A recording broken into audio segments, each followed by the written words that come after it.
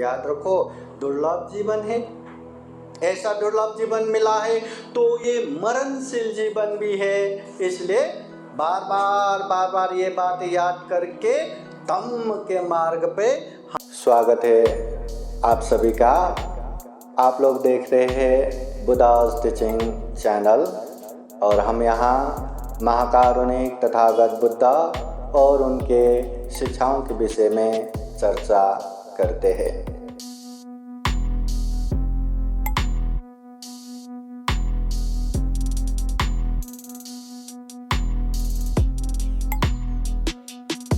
केछो मनुष्यपति लाभो केछो मचान जीवितं केछं सतम सवनं केछो बुद्धानं उपादो।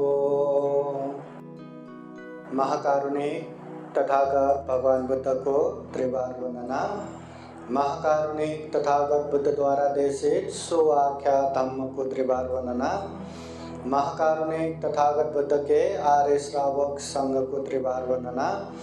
परम पूजनीय बोधिसत्व डॉक्टर बाबा साहब अम्बेडकर आज विशेषतः उपसंपदा दिवस, पिताजी के पुण्यतिथि तथा चैनल के विशेष उपलक्ष्य में ये 13वां ऑनलाइन बौद्ध धम्म परिषद का आयोजन हुआ है।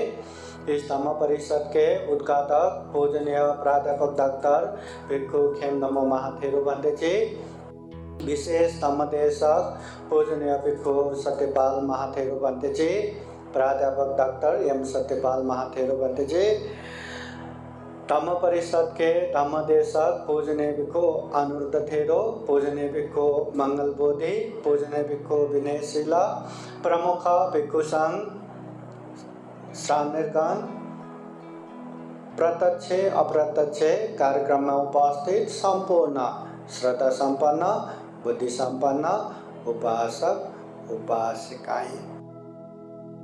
बहुत सारी बातें हैं जो हमें समझना चाहिए पर हम समझ ही नहीं पाते, समझना ही नहीं चाहते, या समझ ले तो भी करना ही नहीं चाहते। ये मेरा भी हालत है, बहुत सारे लोगों का हालत यही है। बहुत सारे लोगों को पता है पुण्य करना चाहिए पर कर ही नहीं पाते। जाने अनजाने में वो पुण्य से और दूर होता जाता है। बहुत सारे लोगों को पता है गलत अकुशल पाप नहीं करना चाहिए, फिर भी जाने अनजाने में वही पाप के नजदीक जाते रहते हैं। समझते ही नहीं, समझना ही नहीं चाहते, या समझे तो भी मतलब संयम होना ही नहीं चाहते। इसलिए आज इस परिवेश में जो मुझे लग रहा है महाकारुणिक तथागत बुद्ध के 1-2 बातें याद रखना चाहिए। तो आज विशेषतः धम्म परिषद भी है तो आप लोगों को 2-3 बातें बताता हूँ, जरा ध्यान से सुनिए। महाकारुणिक तथागत बुद्ध एक गाथा द्वारा धम्मपद के बुद्ध वर्ग में तथागत बुद्ध कहते हैं किच्छो मनुष्यपति लाभो किच्छो मचान जीवितं किच्छं सतम सवनं केच्छो बुद्धानं उपादो। सर्वप्रथम याद रखिए किच्छो मनुष्यपति लाभो।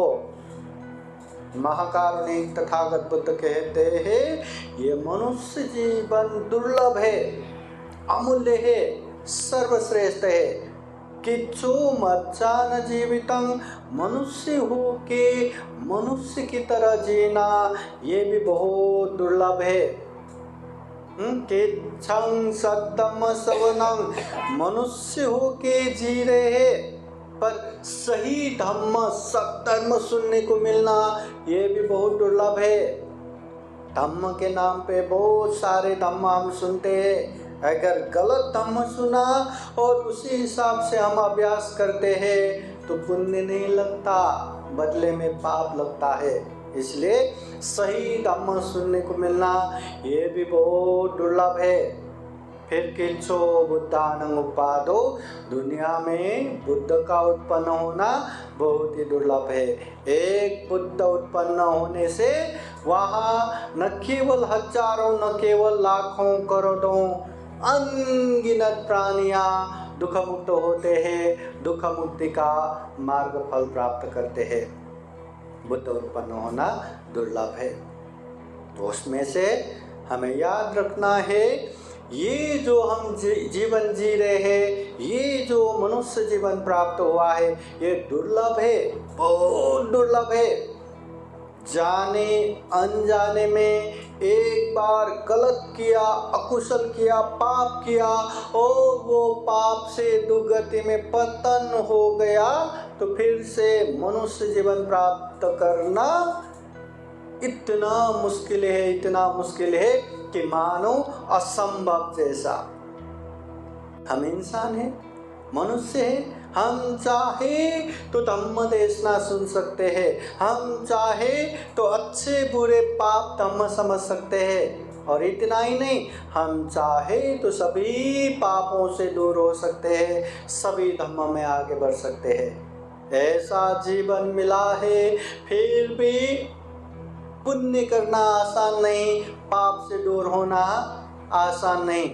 अब देखिए, जो प्राणी मनुष्य नहीं, जीव जंतु पशु पंछी कीट पतंग जिसे धम्म देशना सुनना नहीं आता, सुना तो भी समझ में नहीं आता, जिसे पाप धम्म नहीं समझते, वो पाप से कहाँ दूर हो पाएंगे, पुण्य में कहाँ आगे बढ़ पाएंगे। पुण्य करना असंभव जैसा है। और जो भी प्राणी पुण्य नहीं कर पाएंगे, पाप ही करते रहेंगे, तो वो तो नीचे नीचे नीचे नीचे दल दल में फंसे पत्थर समान और नीचे नीचे नीचे की तरफ ही जाएगा। याद रखना, बहुत दुर्लभ जीवन मिला है। केवल मनुष्य जीवन ही ऐसा जीवन है, हम चाहे तो पुण्य कर सकते हैं, धम्म कर सकते हैं, हम चाहे तो पाप से दूर हो सकते हैं। इसलिए बहुत ध्यान रखिए, ऐसा दुर्लभ जीवन हम जी रहे, हम क्या कर रहे हैं, क्या नहीं कर रहे, बहुत ध्यान रखना है। महाकारुणिक तथागत बुद्ध दूसरा एक गाथा जो मरणानुसति गाथा या परित्राण में तथागत बुद्ध कहते हैं, पवात दीपतुल्याय सायु संततिया खयं परोपमाय संपसं पावय मरना सती। पवात दीप तुल्याय, ये जो जीवन है, ये जीवन कैसा है, तथागत बुद्ध उपमा द्वारा समझाते हैं। जैसे खुले मैदान में दिए जल रहे हैं, खुले मैदान में दिए जलेंगे तो कभी भी कहीं से भी हवा आके वो दिए को बुझाएगा ही, उसका आयु ज़्यादा नहीं रहता, जल्दी वो बुझ जाता है। बुद्ध कहते हैं हमारा जीवन भी ऐसा ही है, कब कहाँ कैसे खत्म होगा किसी को पता नहीं। सुबह भी, दोपहर को भी, शाम को भी, रात को भी, मध्य रात को भी, कभी भी खत्म हो सकता है। बैठे बैठे, खड़े खड़े, चलते चलते, लेते लेते कैसे भी ये जीवन खत्म हो सकता है। कितने प्राणी, कितने मनुष्य देखो ना, माँ के पेट में मरते हैं, जन्म होते ही मरते हैं, बाल्यकाल में मरते हैं, जवानी में मरते हैं, अर्धवयस्क में मरते हैं, बुढ़ापे में मरते हैं, हर कोई मरते ही है। इस दुनिया से जिंदा कोई नहीं जा सकता, सबको मरना ही है। बुद्ध कहते हैं भावय मरण सति, मरना है, ये बात हमेशा याद रखो।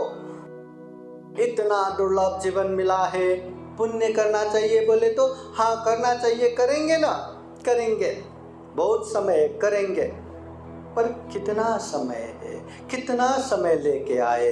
अभी मौका मिला, अभी पुण्य नहीं करेंगे, बाद में वो मौका मिलेगा या नहीं मिलेगा क्या पता।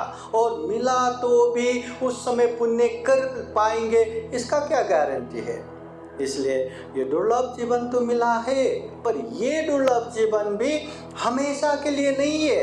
कोई भी यहाँ इंसान अजर अमर ध्रुव नित्य शाश्वत नहीं है। हर किसी को मरना है। कोई जल्दी मरते हैं, कोई थोड़ा लंबी समय जी के मरते हैं, पर मरना हर किसी को है। इसलिए दुर्लभ जीवन मिला है, उसके साथ साथ ये मरणशील जीवन मिला है। दोवं में मरणं अधोवं में जीवितं। मरना निश्चित ही है, बस जीना ही अनिश्चित है। इसलिए बहुत समय है ना, करेंगे करेंगे करेंगे, इस तरह मत जिए। हाँ, जितना मौका मिला उतना पुण्य करते जाइए, उतना धर्म करते जाइए। यकीन मानिए, जो व्यक्ति आज का काम कल करेंगे ऐसा नहीं बोलते ना, ऐसे लोगों को बस कोई चिंता नहीं रहता, कोई तकलीफ नहीं रहता। मरना भी पड़े तो एकदम बेचैनी नहीं रहता, बस मरने के कला भी आ गया। जीना तो सीख लो। इसलिए ये दुर्लभ जीवन तो मिला है, पर ये अनित्य है, मरणशील है।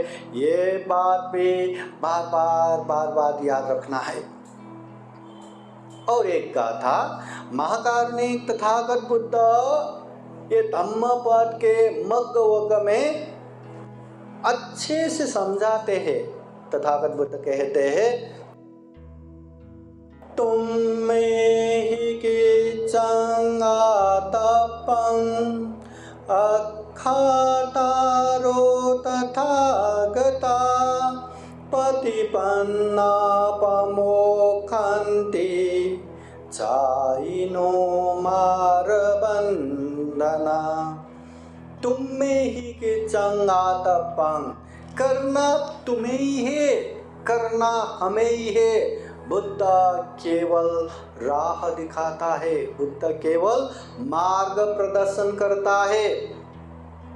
बुद्ध दुख मुक्त होने के बाद खूब मैत्री करुणा रखते हुए हमें सिखाते हैं, देखो ये दुख है, इसे सुख मत समझना, दुख है।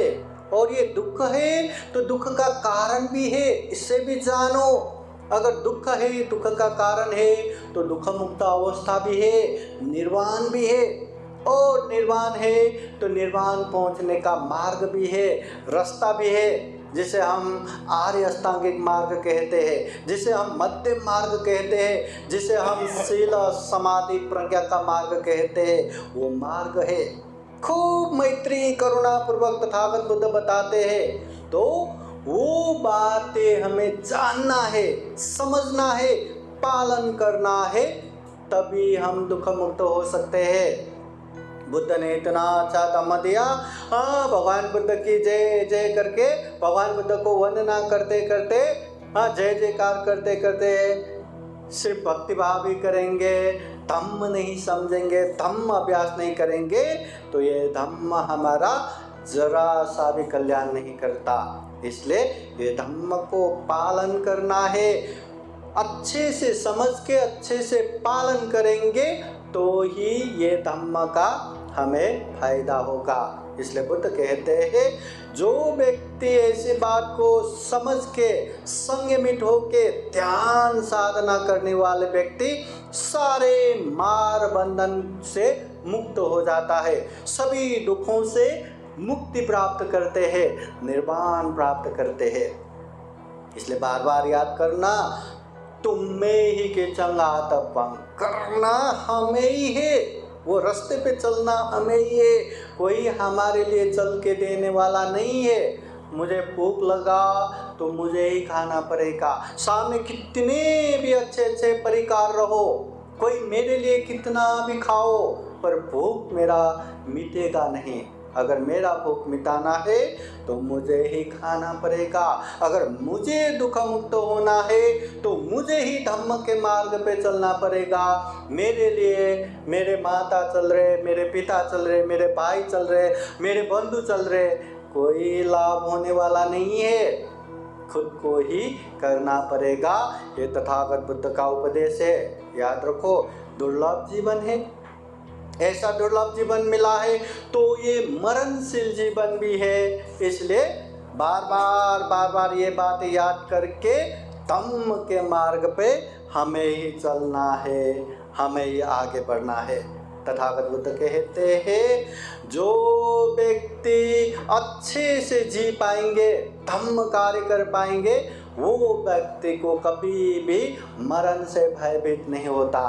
बहुत सारे लोग यहाँ मरण याद करते हुए भी भयभीत होते हैं। अरे मुझे मरना है, मैं कैसे मरूंगा, कैसे हालत में मरूंगा, कितना तड़पूंगा, क्या बीमारी आएगा, ये बीमारी आएगा।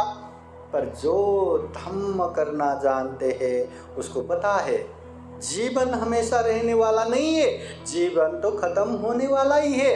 तो इसमें ताप पश्चाताप क्या, अगर अच्छे से पुण्य कार्य, अच्छे से धम्म कार्य करते करते जाएंगे, जब ये जीवन छोड़ना है छोड़ेंगे बिना शोक संताप किए, क्योंकि उसको बहुत अच्छे से पता रहता है कि वो जीवन खत्म हो रहा है तो उसका प्रमोशन हो रहा है, वो ये दुख से सुगति की तरफ जा रहे हैं, तो वो बहुत प्रसन्न होगा, आराम से ये प्राण त्याग पाएंगे। मगर यकीन मानिए, जो व्यक्ति जीते जी पुण्य नहीं करता, धम्म नहीं करता, या पुण्य पता भी है, धम्म पता भी है, फिर भी कल करेंगे कल करेंगे कल करेंगे करके सिर्फ अपने स्वार्थ में जीते हैं, अकुशल में जीते हैं, तो ऐसे व्यक्ति शांत से मर नहीं पाएंगे। इतना बेचैनी होगा, इतना तकलीफ होगा, अरे मुझे ये करना है, वो करना है, ऐसा करना है, वैसा करना है, ये धम्म करना है, वो धम्म करना है, मुझे बाद में करूँगा करके मैंने कितना पैसा बचा के रखा, कितना समय बचा के रखा, अब मैं क्या करूँ क्या करूँ, तरफ तरफ के मर जाएंगे तो सुगति नहीं जा पाएंगे। मतलब उसको जीना भी नहीं आया, उसको मरना भी नहीं आया। जब हम छोटे मोटे चीज़ त्याग करेंगे तो बड़ी चीज़ मिलेगा। नहीं, ये मेरा ही है करके झोपड़पति को भी मेरा ही है करके बैठेंगे, उसी में अटैच होके बैठेंगे, तो उसे छोड़ के अच्छे घरों में कहाँ आ पाएंगे। और वो घर भी नहीं छोड़ेंगे तो अच्छे महलों में, बिल्डिंग में कहाँ आ पाएंगे, और उसे भी नहीं छोड़ेंगे तो महलों में कहाँ आ पाएंगे।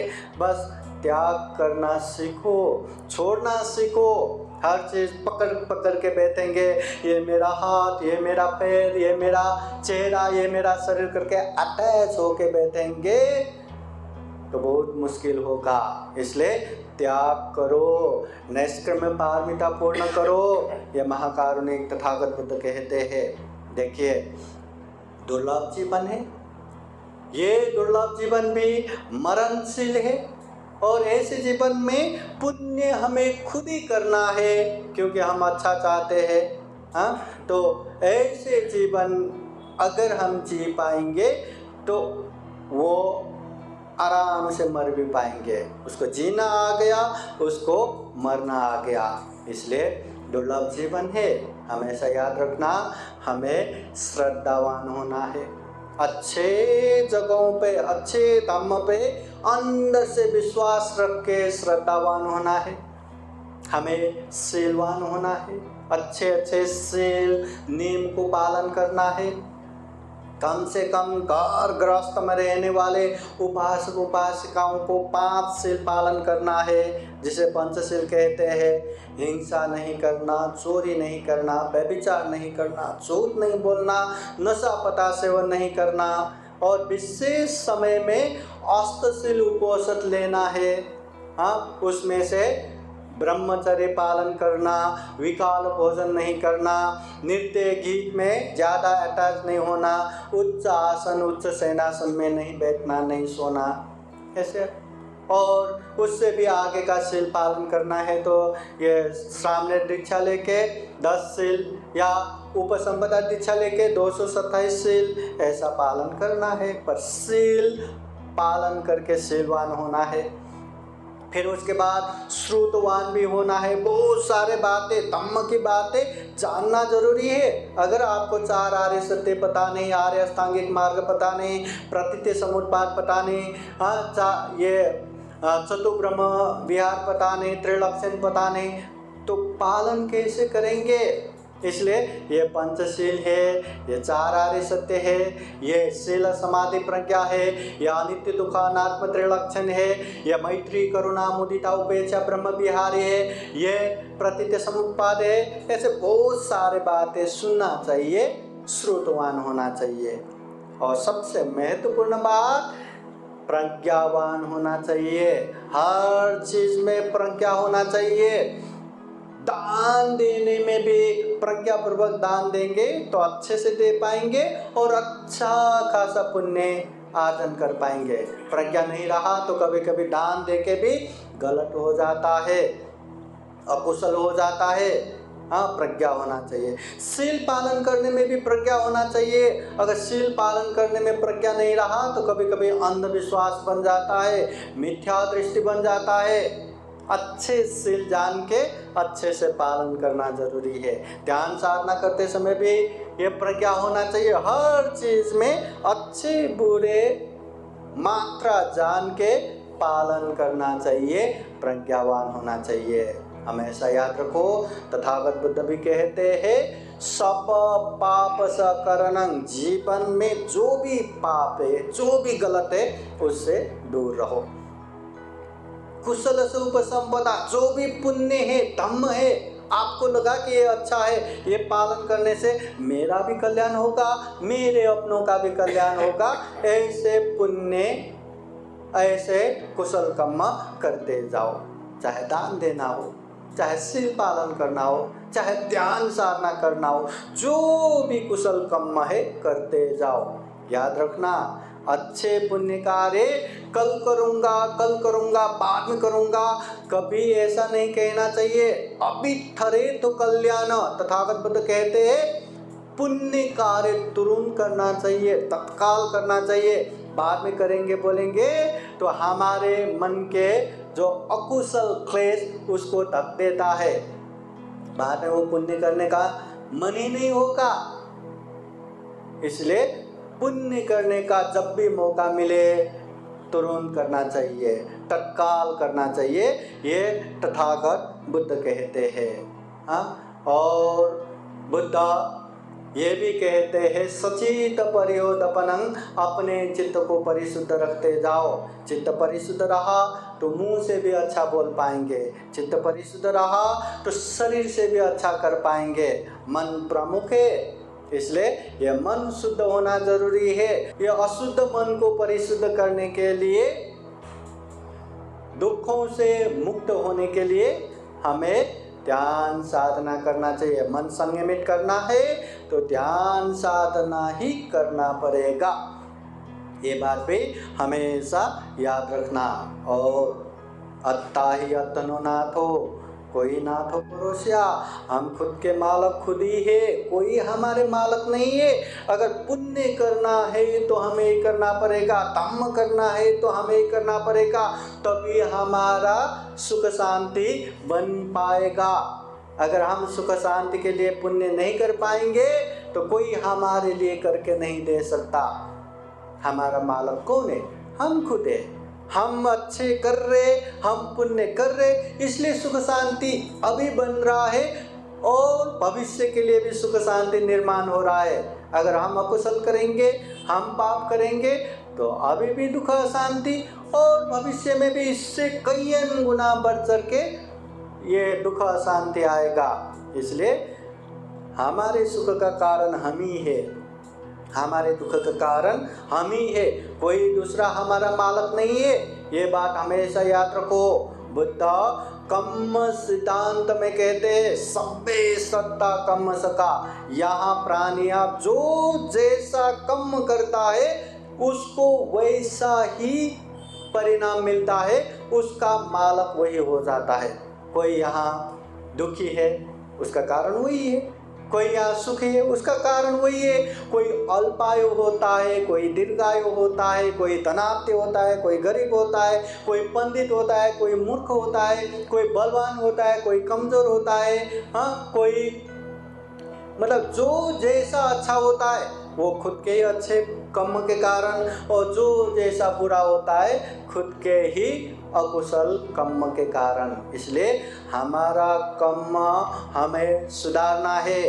देखिए, पहले जो हो चुका है हम उसे एडिट नहीं कर सकते, हम उसको करेक्शन नहीं कर सकते, और भविष्य में जो होने वाला है वो हमें पता नहीं। पर ये वर्तमान समय हमारे हाथ में है, इसका कोई और मालक नहीं, हम खुद है। हम ये वर्तमान समय में पुण्य करते जाना है, दान देते जाना है, शील पालन करते जाना है, ध्यान साधना करना है, धम्म देशना सुनना है, धम्म चर्चा करना है, जो भी अच्छा करना है हम कर सकते हैं। और नहीं तो अकुशल पाप करना भी हमारे हाथ में ही। ये वर्तमान समय हमारे हाथ में है। तो वर्तमान समय में खूब अच्छा पुण्य किया तो अभी भी कल्याण, भविष्य में भी कल्याण। अब देखो ना, अंगुलीमाल ने हजारों लोगों को मारा, फिर भी बुद्ध के शरण आके वो दुख मुक्त हो गया। हजारों लोगों को मारने वाला भी वर्तमान समय सुधारने के बाद दुख मुक्त अनंत हो गया। क्या हमने इतना हिंसा किया है? क्या हमने इतना पाप किया है? क्या नहीं किया ना। तो वर्तमान समय में जोड़ दो, वर्तमान समय अच्छा बनाएंगे तो अभी भी कल्याण होना शुरू होगा, भविष्य में भी कल्याण ही होगा। ये वर्तमान समय हमारे हाथ में है और इसके मालक केवल और केवल हम ही है। ये बातें हमेशा याद रखना। इसलिए उपासक उपासिकाएं, ये जो जीवन जी रहे ये दुर्लभ जीवन है, पर दुर्लभ तो है, अमूल्य तो है, सर्वश्रेष्ठ मनुष्य जीवन तो है, पर ये हमेशा नहीं रहता, मरणशील है। इसलिए बुद्ध कहते हैं हमारे अच्छे के लिए हमें ही करना पड़ेगा। बुद्ध केवल राह दिखाता है। इसलिए ऐसे जीवन में हम अच्छा करके जी पाएंगे तो समझो हमें मरने के कला भी आ गया, आराम से मर पाएंगे, कोई दुख संताप नहीं होंगे। तो ये बात हमेशा याद रखना। धम्म को हमें जानना है, ये जानने के लिए ये धम्म देशना कार्यक्रम है। अगर आप लोग धम्म देशना सुनेंगे तो धम्म जान पाएंगे। बार बार धम्म देशना सुनेंगे तो धम्म का प्रेरणा आएगा। और धम्म में क्या बताएगा? पाप मत करो, पुण्य करो। पाप मत करो, कौन कौन सा पाप नहीं करना, पुण्य करो, कौन कौन सा पुण्य करना, यही तो धम्म देशना में सीखेंगे, यही तो जानेंगे।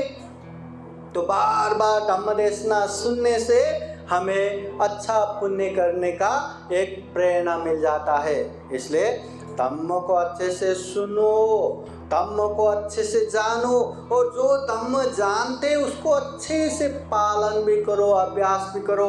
और केवल कुछ समय के लिए पालन करना नहीं है, परिपूर्ण रूप से पालन करना है, दुख मुक्ति तक पालन करना है।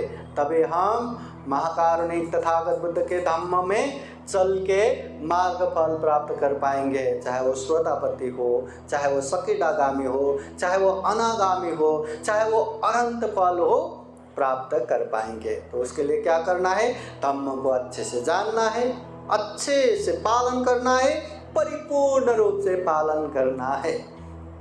तो उपासक उपासिकाएं, हम भी यही कामना करते हैं कि इतना दुर्लभ जीवन मिला है, ये दुर्लभ जीवन में हमें क्या करना चाहिए, क्या नहीं करना चाहिए, ध्यान दीजिए।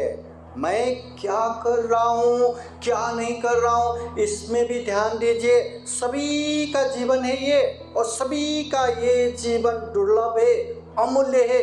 बुद्ध स्वयं कहते हैं इतना दुर्लभ जीवन मिला है, तो ऐसे दुर्लभ जीवन में हम क्या कर रहे, क्या नहीं कर रहे, क्या करना चाहिए, क्या नहीं करना चाहिए, और इसे सफल सार्थक बनाने के लिए कितना हमने पुण्य किया ये ध्यान रखो। कितना पाप किया, अब उससे दूर रहने के लिए और कितना ज़्यादा हमें पुण्य करना चाहिए ये ध्यान दीजिए।